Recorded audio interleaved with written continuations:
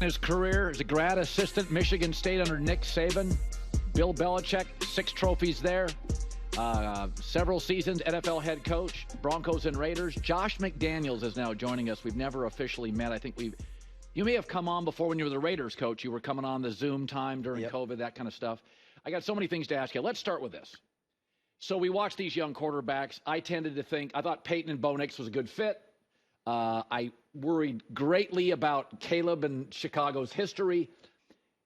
If you were just privately talking, how many starts, Josh, do you need with a rookie quarterback before you are driving home and maybe calling an assistant thinking, I'm not sure we got him, or he'll be fine, we got him?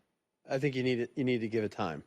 I think there's no question, a few games here or there is not going to tell you all the things you need to know about whether or not he's going to be able to do all the things he needs to do to win at this level. Yeah, I mean, Jimmy was not going to be ready right off the bat. 3 years in 2016, he had to start in Tom's absence, and he was able to do that. He learned and developed and was much more ready to do that then. I think they're all different now. Honestly, they're all coming from different backgrounds. Yeah. Some different systems than others. And then I think what matters most is that marriage of the quarterback, what he's learned, what he's good at, where is he going, what type of system are they going to implement there with him, and whether they're willing to adapt to his skill set and what he does well. I think you're seeing some of that now with Jaden. He and Cliff work. Yeah, definitely. And they're doing things that he's good at. And I think what Cliff's probably, doing now is what else can we add to his bucket? He does these things well. Now we want to keep developing him, evolve him as he goes throughout, his career here and see what else we can add to him. Do you worry about Caleb Williams' accuracy inconsistency? Are there things you can't clean up? I think you can always make things better. Okay. And I haven't seen everything that Caleb has done. Certainly Caleb was, very well regarded coming out of USC, right, and had a great career there. And I think all these young quarterbacks come out and they find life in the NFL is a little different. The windows are tighter. Yeah. The coverages are different. The looks, the disguises force you to hold the ball and have to do different things with it. And so, I think, give them time, they're going to make some mistakes. They're going to learn. And again, I know they just made a shift or a change there, and we'll see if that changes some of the success that he's having. I've said this over the last month. The Chiefs have become the Patriots. I'm not sure they have the best roster, but I'm sure they have the best head coach, best quarterback, and one of the best coordinators on either side. That was you. Mm-hmm. I'm also sure situationally they are smarter than you are. That's what you guys were for 20 years. You'd bring out that Edelman pass against the Ravens, and you're like, how did they not use that 6 weeks ago? That's a beauty. That's a gem, and you had to hide it. Was it just you and Brady and Bill? Is it just people? The Chiefs have become you guys.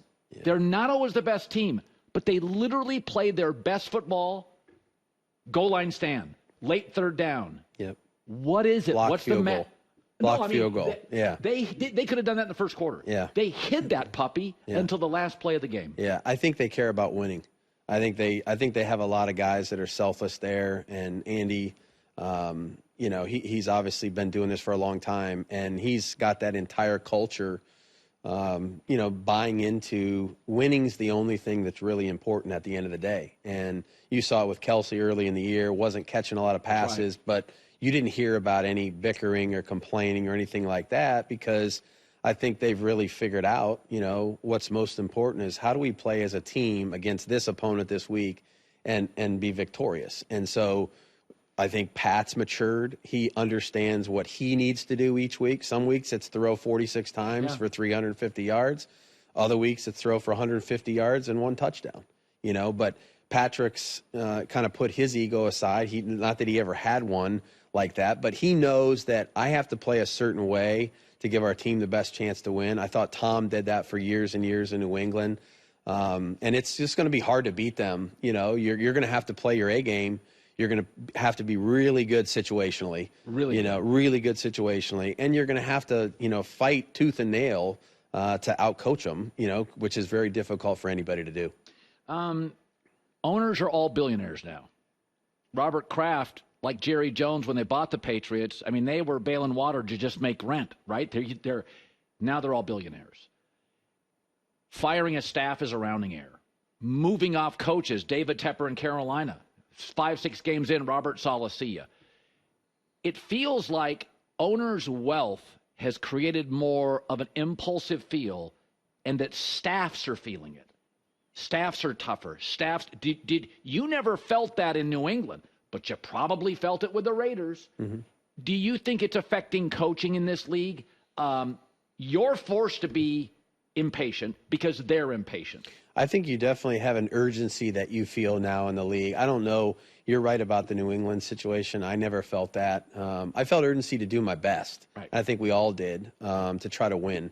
But I think you're seeing that more and more, that there's a very short shelf life on opportunity. And the urgency to do well and show that you know exactly how to improve and make progress, it's evident. It's evident across the league. And whether it's quarterback changes, coaching changes, coordinator changes, that's certainly part of our game now. We all have to accept that. We all understand the life that we live. And, I hope it doesn't affect decision making and things that you think are the right things to do for the organization. But I know there's a premium on winning quickly. That's for sure. I always defended when you and Tom would have the once-a-season blow-up on the sidelines. My take is, you're really 3.5 hours, it's on television.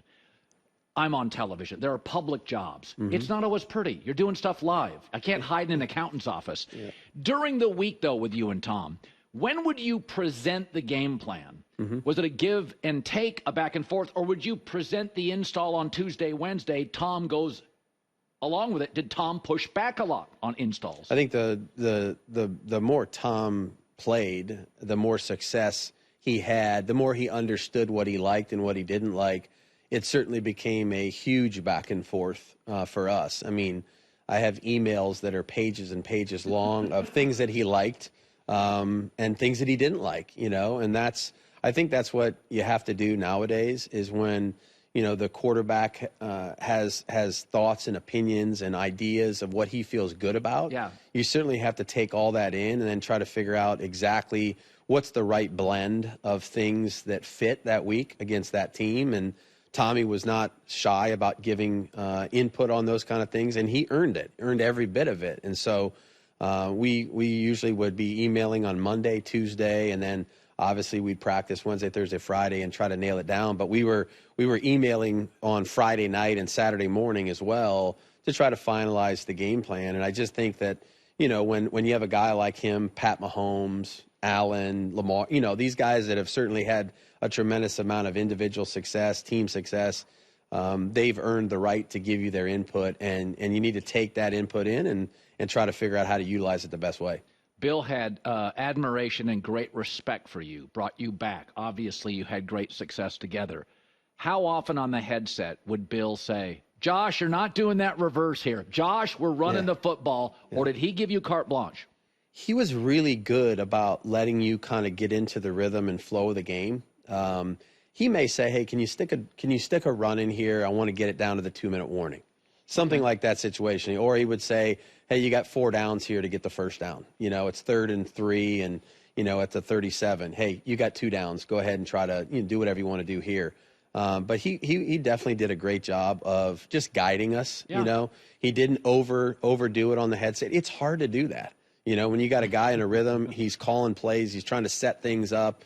It's hard to really interject too much, and I thought Bill was great at that. Did he ever say after a game, you were great? I don't know if he ever said that. You might have patted me on the back once or twice, but you knew when you did a good job. He definitely let you know that in certain ways. Might not have been the way somebody else did it, but he did. Okay.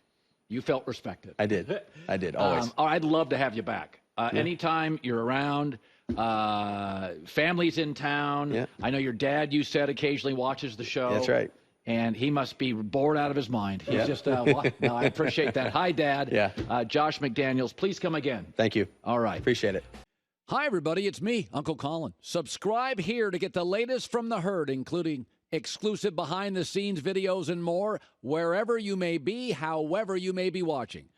Thanks again for making us part of your day.